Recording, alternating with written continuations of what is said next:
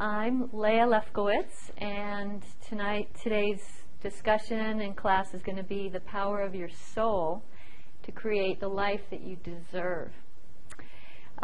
So in this talk, I'm going to talk about how to access the power of your soul so that you can bring healing to yourself, how to access all wisdom and knowledge, because this is available to all of us, how to prevent aging, and then at the end I'm going to take you into a meditation, and you're actually going to communicate with your soul, and I'm going to show you how you can discern and receive guidance and information from your soul. First, I just want to tell you a little bit about myself and how I've gotten to where I am, because it's going to help you understand how you can achieve basically what I've done. I've been on a spiritual path about 25 years, but I have only been communicating with my guides and my psychic ability for about the past less than 8 years. And what happened is that I was on a path that I thought was my truth, and I was experiencing miracles in my life. And then all of a sudden one day everything kind of came to a stop, a dead end. And I knew I was here to be in service, so I just prayed to God and asked, what is my soul's purpose? And I just want to have a direct connection to God and to my guides. You know, I was tired of looking for answers outside of myself, going to psychics, going to my spiritual teachers, trying to find all the answers outside of myself.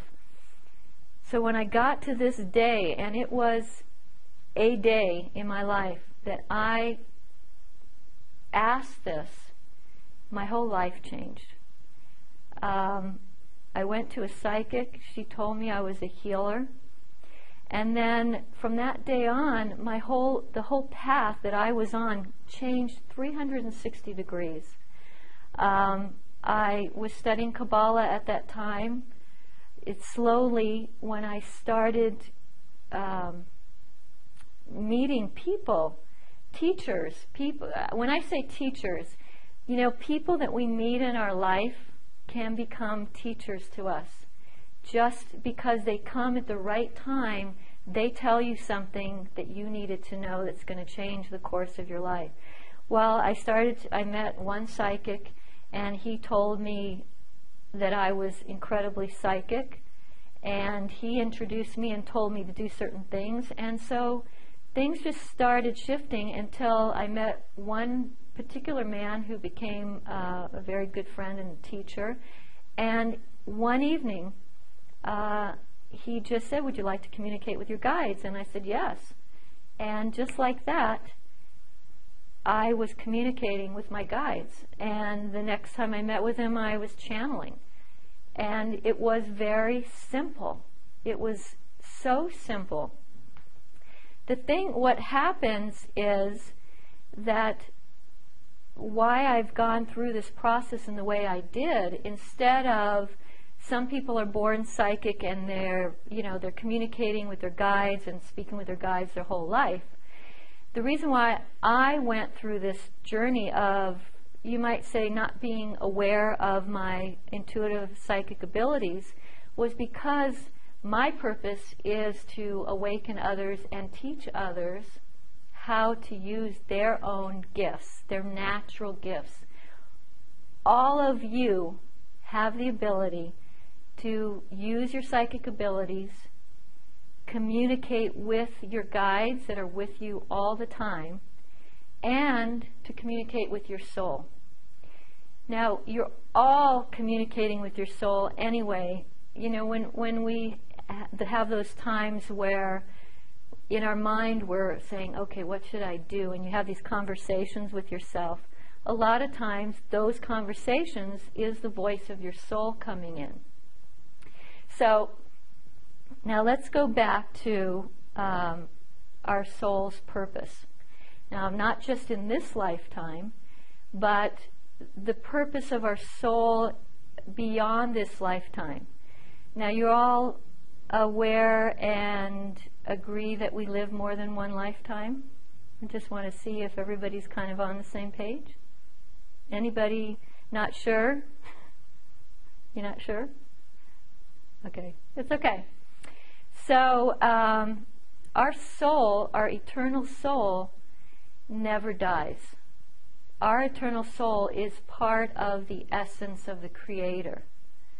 So, if you can imagine the vision of the Creator, envisioning everything beyond our physical world to the universes and galaxies, and coming up with this vision, but it's only a vision. So if you can imagine, we have a dream or a vision, and we can see it in our mind, and we can feel it, and we can see all the details. And we might even get some pleasure and fulfillment from having a dream or vision. Like, for example, if, a lot of us are trying to envision our future and what we'd like to manifest. And so one of the tools is to have a vision of that. And the more you feel and experience it, the more it will come true. But we still want to manifest it. We still want to have the experience of creating that in physicality. So the Creator created souls in order to experience every aspect of the Creator's vision. So if you can imagine, let's say each one of us is a different instrument in an orchestra. Like you're a flute, and you're a violin, and a piccolo, and a piano, and drums. So each one of us, each soul, has its uniqueness of how you express that vision of the Creator. So when we come together and you express your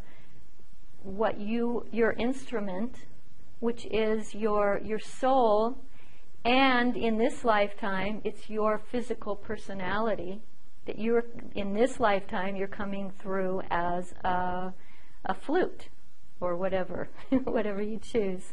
So you're each coming in and expressing that aspect of the Creator.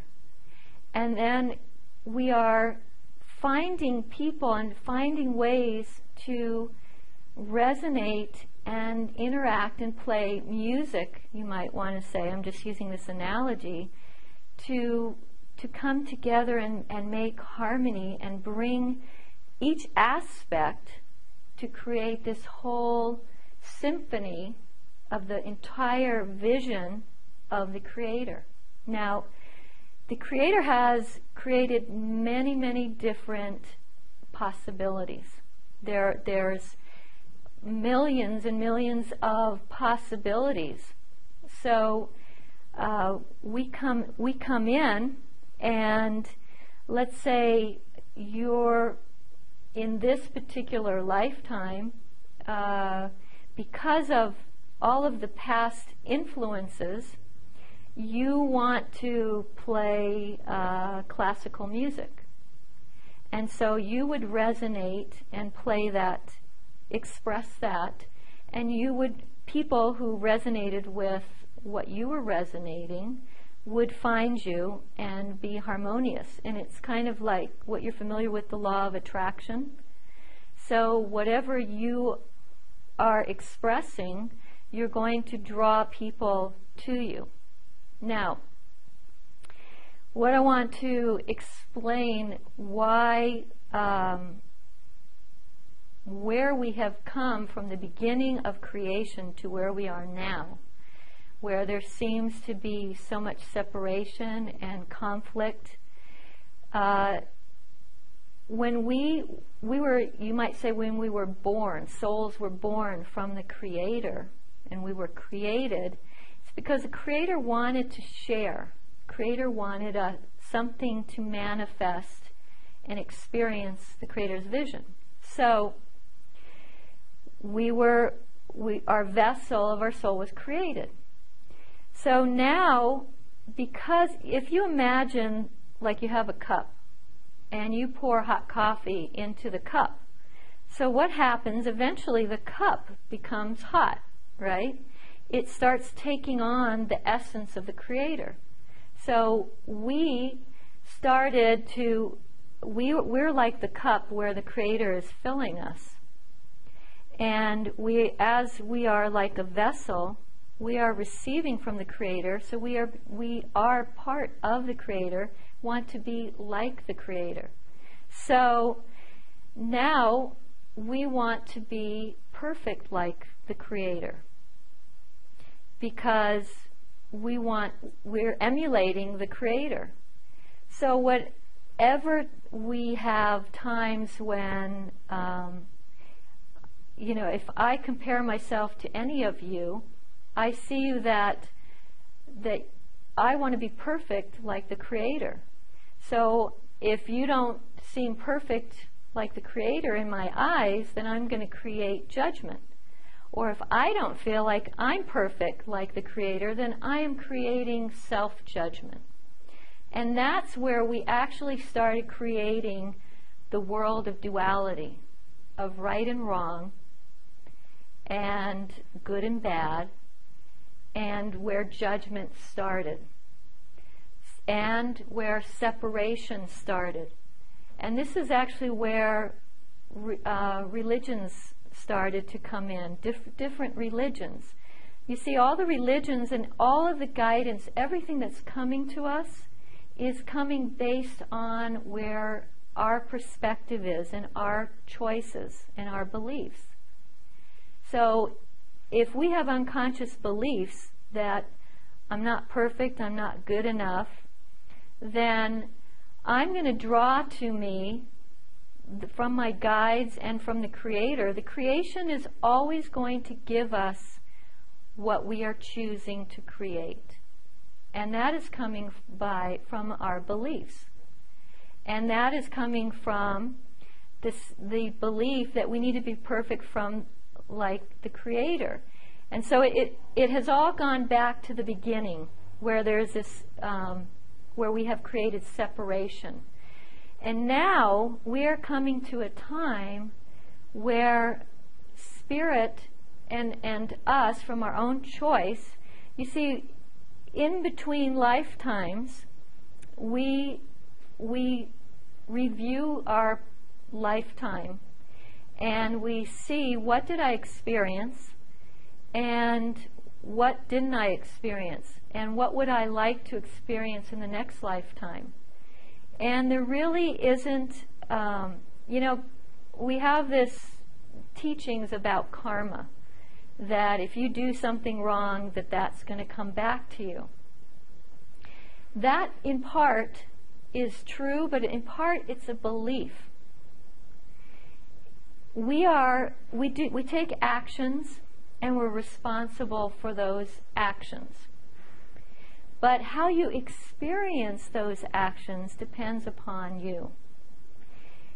Let's say I throw something I throw a stone and it hits somebody. Well, I have to be responsible for throwing the stone and hitting that person. But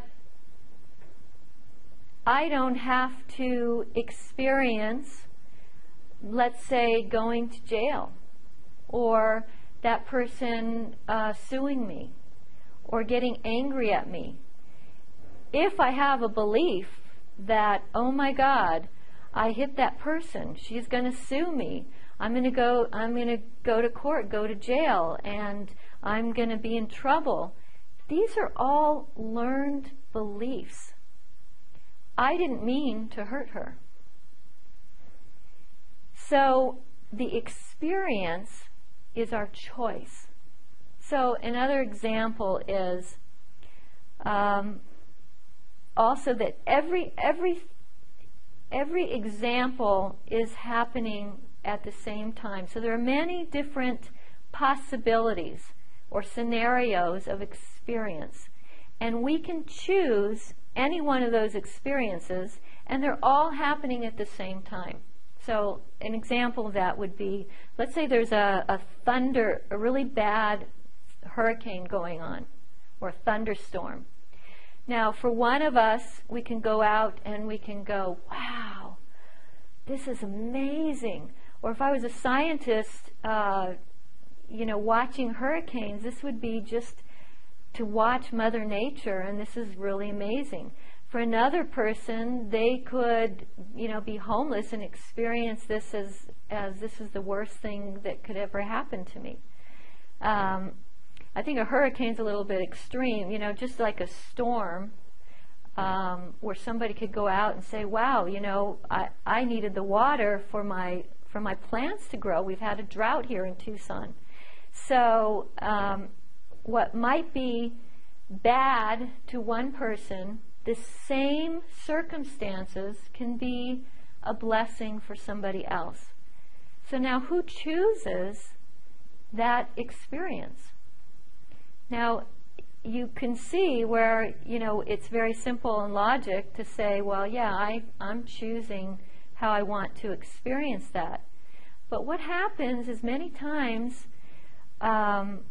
because of the collective consciousness and what the beliefs that we have taken on through centuries, thousands and thousands of years of beliefs, once we have taken on those beliefs, the universe is supporting whatever we are choosing and believing.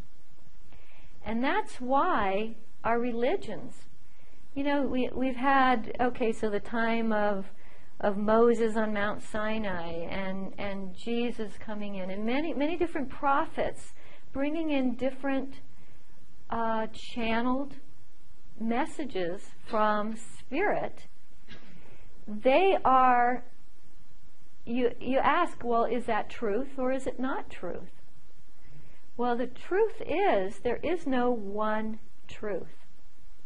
Everything that comes in is unique to each person by your own perspective. And collectively, as a whole, the reason why, let's say on Mount Sinai, that they received a certain wisdom and knowledge was because of where they were at that time. And just to bring in that, the truth of that is, I don't know if you know the story, but remember Moses came down from Mount Sinai first time with some tablets, and he came down and he saw the people were building a golden calf, and he broke the tablets. Well, he saw that the wisdom that he received, the people weren't ready for that knowledge. So he wasn't able to bring that. He was, but they weren't.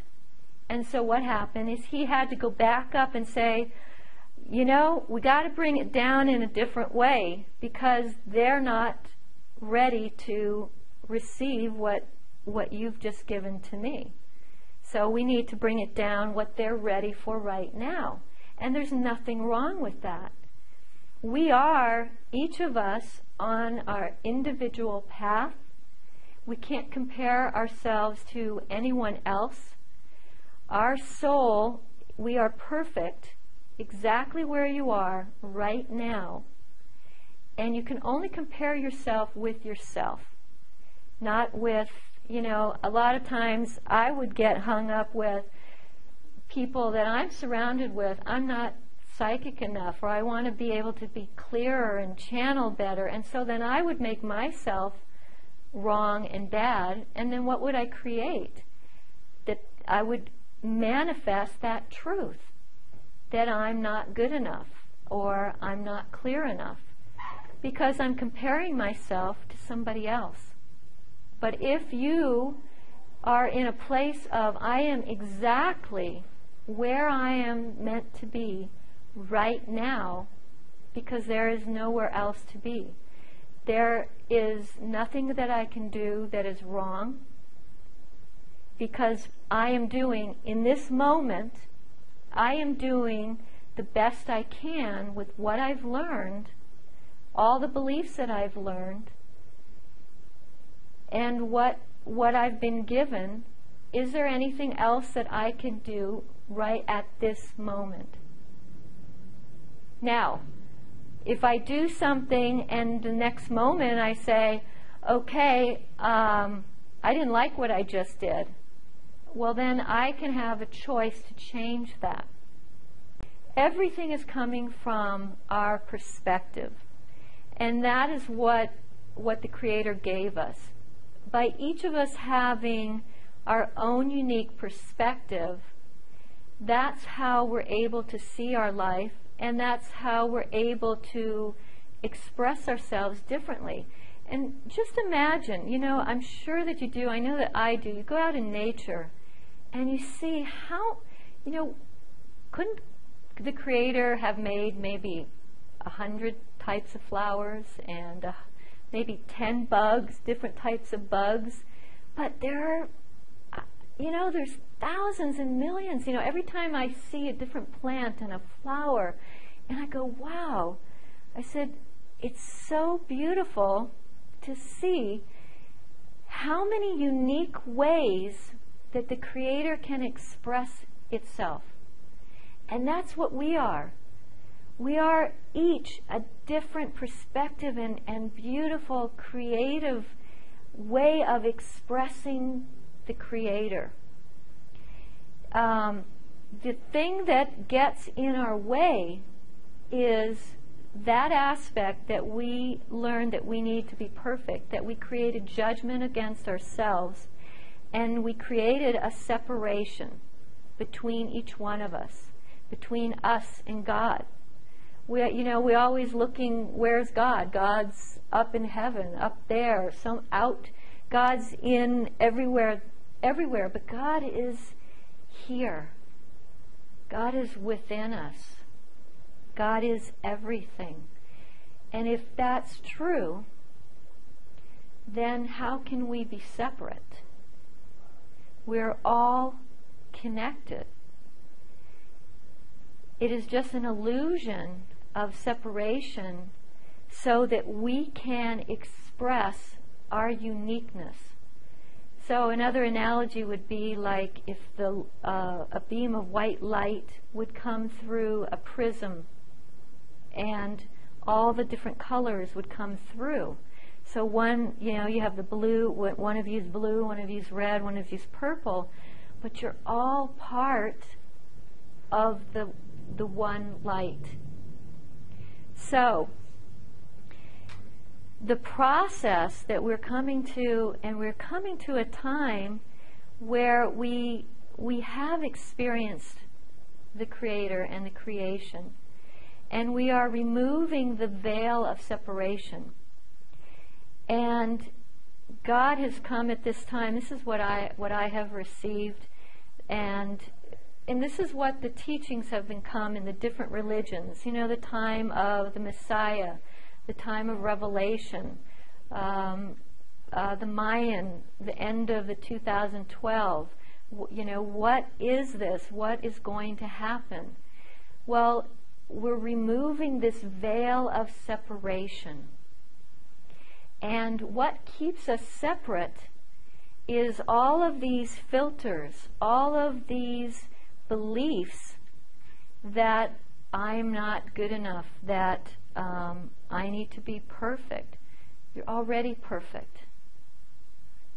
All of the things that say that you're not perfect are things that we've learned, either in this lifetime or the collective consciousness, which is a conglomeration of all of our souls together. You can kind of think of it like if you're in the ocean. So you have a drop of water in the ocean.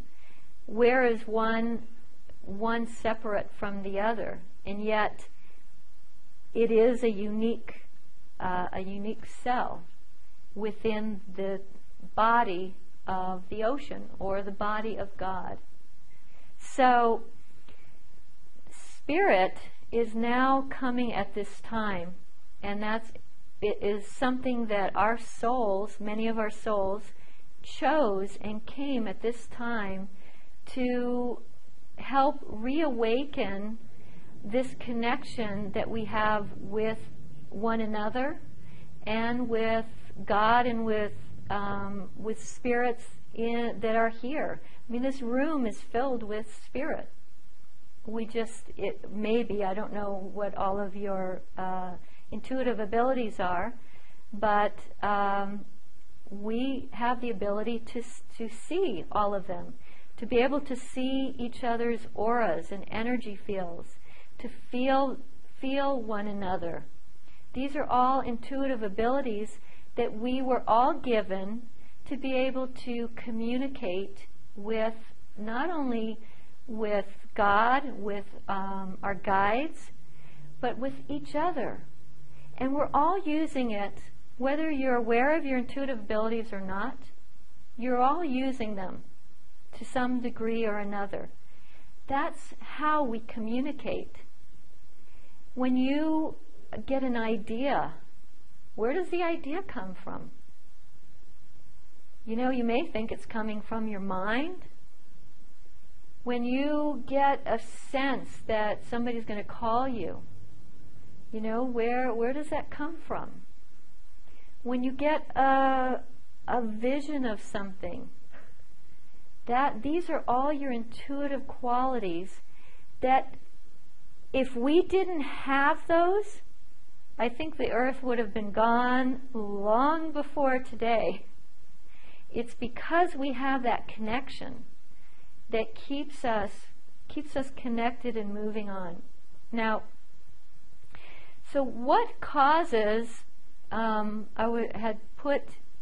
said I was going to say what causes the aging process. So what I was saying is that all of our beliefs is creating our experience. There actually was a time in our physical experience that we didn't have to die physically. It started to happen because of a desire for it to happen. When through the centuries that it became, this is just a matter of fact, and it's a belief. I mean, does anyone not believe that you won't die? No. I mean, you believe you die, and so you create dying. But even with that, there was a time where people died. They left this physical world. They finished what they came here to do, and they chose to leave. And their soul just left, and they died. But they didn't age. There was a time when it came to people wanted to, like a father and a son. Well, they wanted to see the difference. So they wanted to be distinguished from one another and wanted to be different. So by having that desire, they actually created something physically different to change. When we come in and we know that we're going to die, that belief is actually creating the process of your causing yourself to die. Now, how that occurs will also depend on your belief system. I have seen people that have just sat down in a chair one day and the next morning they were gone. They didn't suffer. They didn't go through ailments, problems, but we have so put our power into the media, into doctors, into people outside of ourselves, that we believe what people tell us, that this is how it has to be. until we learn otherwise. And this has occurred as well. I mean, even in our lifetimes, how many times have we seen that one thing is not good for us, and then a few years go down, and then they tell you it's good for us? Well, if you believe that something's not good for you, guess what? It's going to create that.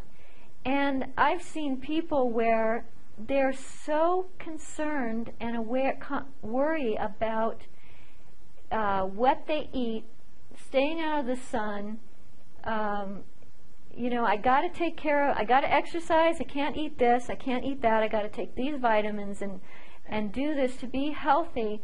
And they're so worried and stressed about being healthy that they actually create physical problems. And they don't realize that that's stress. I mean, medical doctors are saying the biggest cause of physical problems is stress. Well, stress can come from so many different things. Just worrying about survival. So we have learned from the collective consciousness and through generations of what our truths are and how we're supposed to feel. And if I do something wrong, I'm gonna go to hell or be damned for all eternation. Or if I don't follow Jesus, I'm not going to be with God. And just many different beliefs. Well, whatever those beliefs are, it becomes your truth. And that is what you're going to create. So, number one, if you want to stop your aging process, you can actually even reverse your aging process. But we have all of these beliefs. Now, if you have these, most of the beliefs are unconscious programming. So if you want to change your experience now, that you need to really see what your beliefs are and go back to where you learned those beliefs and change those beliefs. As long as you believe it, it's going to continue to create what you are experiencing right now. Now, our soul is not just physically in our body. Our soul is much larger and immense. It's had many lifetimes, and it has the memories, the experiences, and well, you might say the emotional and mental recordings, vibration recordings within the memory of our soul. And our soul chooses for each lifetime what it wants to experience. But when we come, and we choose our families, but when we come here, as children, we're completely connected to our soul, what our soul wanted to experience, and our potential, and what we came here to experience in this lifetime. But then, we have our parents, and let's say we have a critical mother or father that's never around, or a sibling that, makes fun of us, or whatever experiences that we had. When we have that experience, our personality chooses a belief at that time. And it's based on the personality or the vibration of the personality that we chose to experience. But many times, those unconscious beliefs are creating and blocking what our soul came here to do. So, in your life, how you know what is your personality, or I might say your ego, your personality, or what your soul wishes and desires. And they can be totally, totally different. Why do we keep coming back lifetime after lifetime? It's because we come down, our soul has this grand vision of what our soul wants us to do, and then we come, we forget every time that when we come down here and we don't have that connection, that it's hard. And we don't see the whole picture. And so we go, gosh, I unconsciously, my mom always criticized me all the time, and now I feel like I'm not good enough and nothing I do is right, and all these programming. So every time I get a push from my soul, yeah, go out and teach a class, and I go, yeah, that sounds really good coming from my soul. And then I go, oh gosh, but I'm not good enough. It just never goes right, and everything I do is wrong, and I, or I even go out and try it because my soul, I'm following my soul. I'm going to go out and teach this class to awaken all these people, and one person shows up, and then I get disappointed. Well, why? How come only one person showed up if I'm following my soul? Well, it's because I have those beliefs within me that say I'm not good enough. So the creation is just giving me what I believe.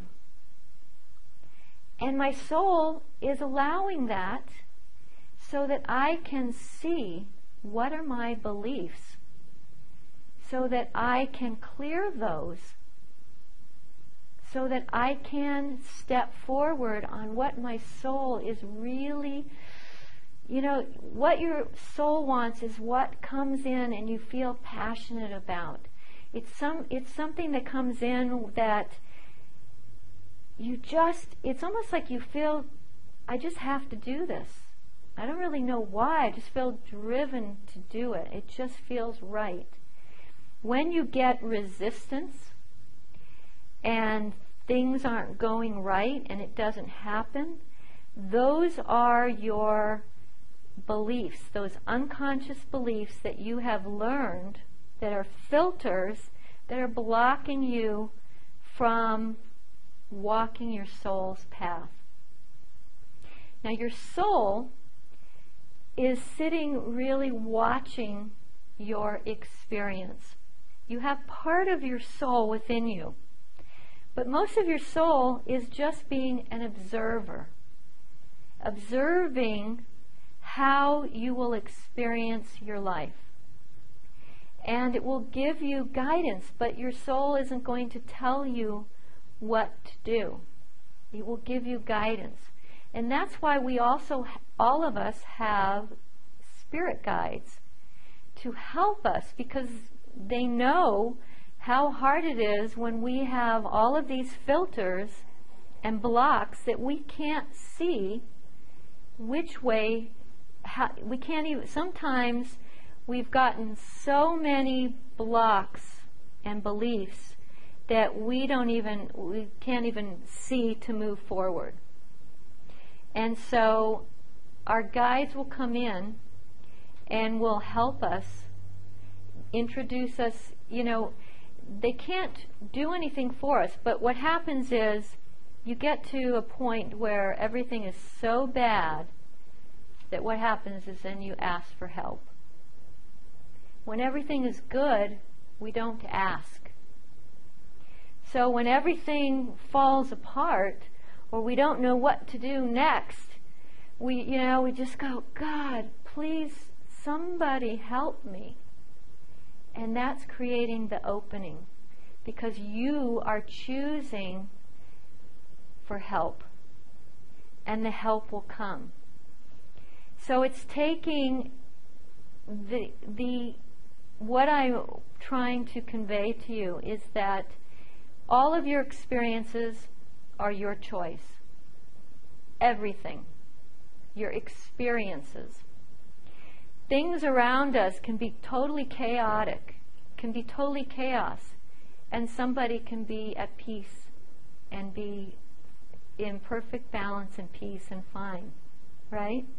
They can be, it's kind of like being in the eye of a tornado. You know, the tornado, all this chaos can be going on all around us, but when you're in the center of it, you see all that chaos and you recognize it, and you can be in a place of peace. And that is what we're here at this time. We're getting to come back to be in a place of peace. And that is by having a clear perspective. Now, how do we have that clear perspective?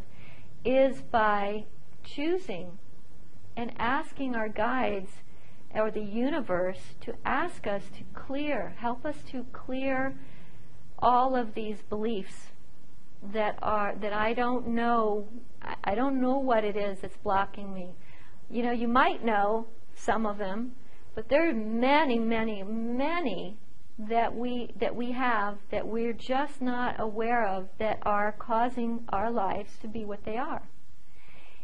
By asking our guides for help, even if you don't connect to your guides, they are here to help us but not live our life for us. By our choosing for them to help us, they can come in and manifest what we choose. So if you choose to experience, you know, you say to your guides, I choose to experience joy and love and prosperity. You're making that choice is all you need. Then what happens, you know, many people are familiar with The Secret, the law of attraction, and you know, you create your vision board. And so you have this vision, but then what happens? Problems sort of start coming up. So it's kind of like, you know, you say, okay, Spirit, universe, God, whatever it is for you, I choose to have joy and love and prosperity in my life. And then all of a sudden, I lose money. Or something happens and I don't have joy. And then I go, well, hey, what? You know, I thought if I choose this, this is going to happen. Well, the first step is what happens is, oops, are we over the time? No, not yet. The first step and what happens is you say you want something.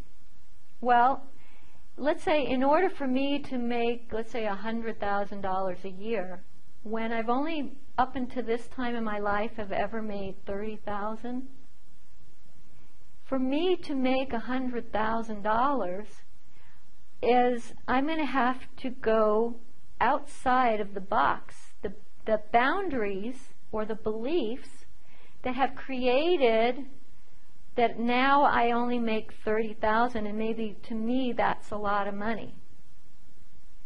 So for me, I may have an unconscious belief that, wow, $100,000, do I really believe that I can have that? So even though I'm choosing, the universe will support you getting that by showing you what is standing in the way of you achieving what you choose to experience. So it will bring up things in your life that maybe trigger you. But if you look at those things and you say, okay, I ask, the universe always supports my truth. So what am I, you ask your guides, why is this happening? What is this trying to tell me? They are going to bring up everything so that you can clear them to manifest what you are choosing. So that's number one. You, by choosing, what happened with me when I chose to have a direct connection with God, I kept being put with people. I mean, I sat at a table and they put this man at my table, and he happened to have been a powerful psychic. And the first couple times I didn't talk to him. And they kept putting me at this table, this dinner I used to go to. And eventually we started talking, and that created an opening. But the reason why maybe I didn't talk to him at first was because I had a judgment about how he looked. Or it may have been other things in my beliefs. So just know that you can make a choice, and it's different to say, I want something. A lot of times we do affirmations and we say, I want prosperity. I want to make $100,000. By saying I want it is putting it that you don't have it. It's outside of yourself. When you say I choose to be prosperous, I choose to be joyful, you are first expressing a experience. And then you can choose physical things, but by expressing an emotion or how you want to feel, the universe will bring to you how to feel joyous. So let's say the universe wants to bring you $1 million, and you're only asking for $100,000. So by saying, instead of saying what I want, if you say to the universe, I choose to be joyful, free, peaceful, and loving, totally loving and accepting myself, then the universe will bring you all of those experiences so that you can experience being those things, letting go of how it's going to manifest. It's sometimes we get caught up. So let's say we want money, and you get money, but then maybe you get fearful that you're going to lose the money, or stressed, well, gosh, now I'm going to have to pay taxes on it. I mean, it's like, I know somebody who had that. They got like $200,000, and their belief was, oh my God, but I'm going to have to pay 50% taxes. Instead of looking at what they received, they were worried about what they were going to lose. So it's all the experiences.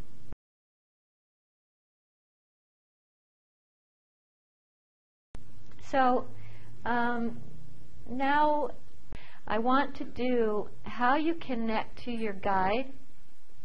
How do you connect to your soul?